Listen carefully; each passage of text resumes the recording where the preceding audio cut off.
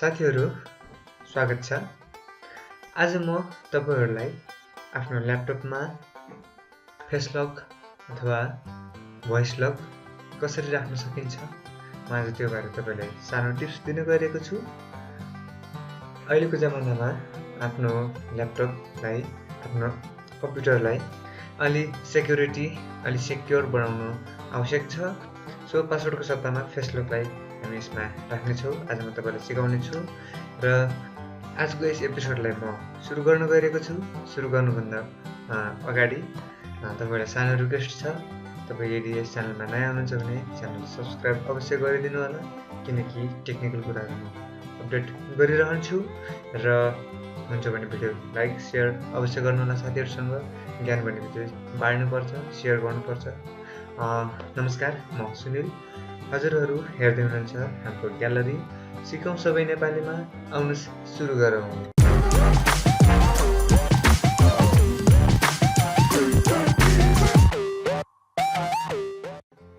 साथीहरु सर्वप्रथम आफ्नो ल्यापटपको गुगल अथवा जुनसुकै ब्राउजरमा जानुस्।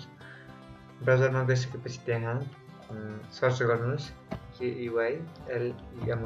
KEYLEMON भन्ने सर्च गर्नुस्। सर्च गरिसकेपछि त्यहाँ यो हेर्न सक्नुहुन्छ softfamous.com वेबसाइट भित्र रहेको यसलाई ओपन गर्नुस्। यो लिंकलाई ओपन गर्नुस्। लिंकलाई ओपन गरिसकेपछि यहाँ डाउनलोड भन्ने अप्सन तपाईले देख्न सक्नुहुन्छ। डाउनलोडमा क्लिक गर्नुस्। क्लिक गरिसकेपछि तपाई सामु तीनवटा अप्सन आउनेछ। तीनवटा अप्सन मध्ये तपाईको जुन विन्डोज हो, जुन अपरेटिङ सिस्टम हो त्यही चुज गर्नु होला। जस्तै एक्सपी हो भने यसमा डाउनलोडमा क्लिक गर्नुस् र 7 अथवा 8 हो भने डाउनलोडमा ठ्याक्कै यसको सिधा अगाडि रहेको डाउनलोड बटनमा क्लिक गर्नुस् र यसैगरी विन्डोज 10 हो भने यसमा क्लिक गर्नुस्। सो मैले विन्डोज 7 चलाइरहेको छु भने मैले यसमा क्लिक गर्नुपर्ने हुन्छ। मैले क्लिक गरे र क्लिक गरिसकेपछि डाउनलोड हुनेछ।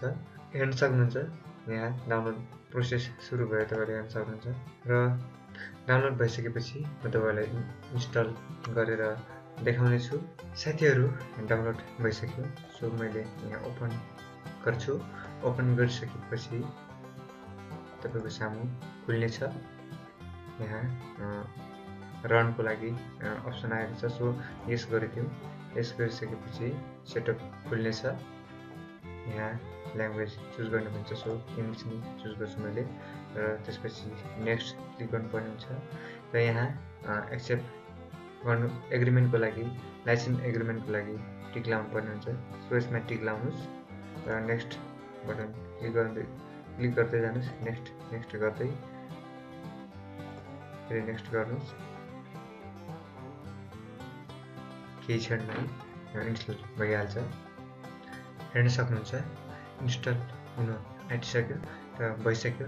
यति भइसकेपछि यहाँ रनमा टिक लाउनुस्। रन किलिमन and create my face model now भन्ने अप्सनमा टिक लगाइदिनुस् र लगाइसकेपछि फिनिश गर्नुस् र एप्स खुल्छ। यो सफ्टवेयर खुल्छ। तर यहाँ देयर इज अ प्रब्लम भनेर अलर्ट देखायो। ठिकै छ, यसलाई ओके गरिदिऊ। ओके गरिसकेपछि यहाँ हेर्न सक्नुहुन्छ तपाईको फेस क्याम देखाइरहेको छैन। सो यसलाई क्यान्सल गरेर क्लोज गरेर फेरि रिओपन गर्छौं सफ्टवेयरलाई। रिओपनको लागि सफ्टवेयर यहाँ डेस्कटपमा हेर्न सक्नुहुन्छ। यसलाई ओपन गर्नुस्। ओपन गरिसकेपछि यहाँ फेसमा सेटअप नाउ भन्नेमा क्लिक गर्नुस् र क्रिएट योर फेस मोडमा क्लिक गर्नुस्। क्लिक गरिसकेपछि सो तपाईले हेर्न सक्नुहुन्छ ओपन भयो। ओपन भइसकेपछि हेर्नुस् यहाँ मेरो फेस देखिएको छ। जहाँनिर यो हरियो मार्क तपाईले देख्न सक्नुहुन्छ। यस्तो बेला ठीक छ भन्न खोजेको मैले अनुहार लेखाउँछु। यहाँ यस्तो देखाउँछ। हेर्नुस् यति मात्र, एउटा मात्र आँखा लाग्दैन यस्तो गर्छ। हेर्नुस् मिल्दैन। सो एकदम यसको विशेषता यो छ। हेर्नुस् यस्तो पनि मिल्दैन। सो तपाईले हेर्न सक्नुहुन्छ जहाँनिर यो हरियो टिक लाउँछ त्यहाँ एप्लिकेसनले काम गर्छ। तपाईको पोजिसन ठीक छ भन्न खोजेको। सो यहाँ क्रिएट न्यू फेस मोडल भन्नेमा क्लिक गरौँ।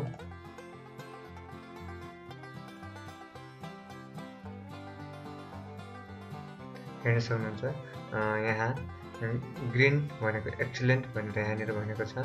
तपाईले हेर्न सक्नुहुन्छ यहाँनिर ग्रीन भनेको एक्सिलेन्ट रिकग्नाइजेसन भन्छ।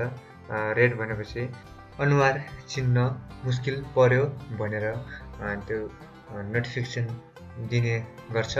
सो एकदम उज्यालोमा आफ्नो अनुहार स्पष्ट देखाउनु होला। फेरि नेक्स्ट स्टेपमा जाउँ।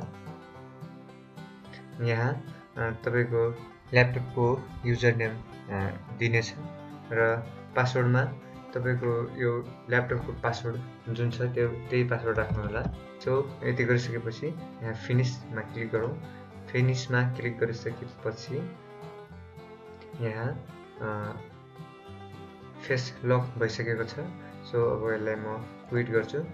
क्विट गरिसकेपछि अब म यहाँ तपाईलाई म मोबाइलबाट रेकर्ड गरेर ल्यापटपमा लग गरेर आफ्नो फेस लकबाट खोलेर म तपाईलाई देखाइदिने छु।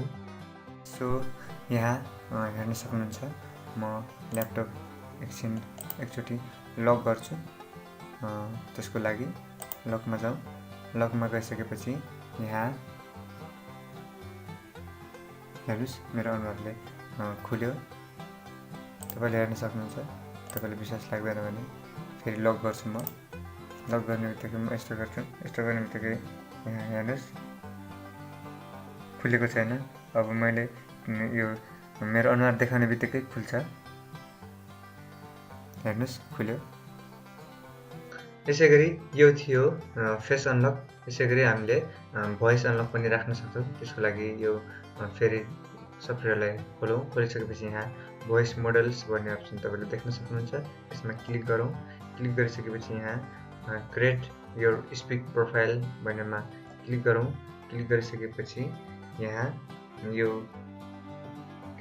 Click and record the sentence above to record your voice model now भनेको छ। सो यो जति लेखिएको छ यो सबै हामीले पढ्नु पर्ने हुन्छ। त्यसको लागि यहाँ क्लिक के अरे यो रातो बटनमा क्लिक गर्नुपर्ने हुन्छ। तपाईले हेर्न सक्नुहुन्छ। हेर्नुस् सबै पढेर तपाईले भ्याउनु पर्ने हुन्छ। सो मैले यो भ्याउँदैन किन मेरो प्रोनाउन्सिएसन राम्रो छैन। सो मैले गर्दैन। तपाईले ट्राई गर्न सक्नुहुन्छ। सो साथीहरु यो थियो आजको छोटो टिप्स, एकदम काम लाग्ने टिप्स। तपाईले युज गर्न सक्नुहुन्छ आफ्नो सिक्योरिटीको लागि। मलाई आशा छ तपाईलाई यो भिडियो मन पर्यो। मन परेमा लाइक अवश्य गर्नुस्, कमेन्ट अवश्य गर्नुस्, के कसो लाग्यो मलाई फिडब्याक दिनुस् र च्यानलमा नयाँ हुनुहुन्छ भने च्यानल सब्स्क्राइब अवश्य गर्नुस्, कन्जुसाइमा गर्नुस्। च्यानल सब्स्क्राइब गर्न पैसा लाग्दैन।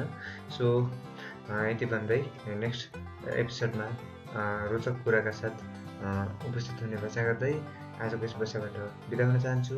नमस्कार, शुभ दिन, फेरि भेट होला।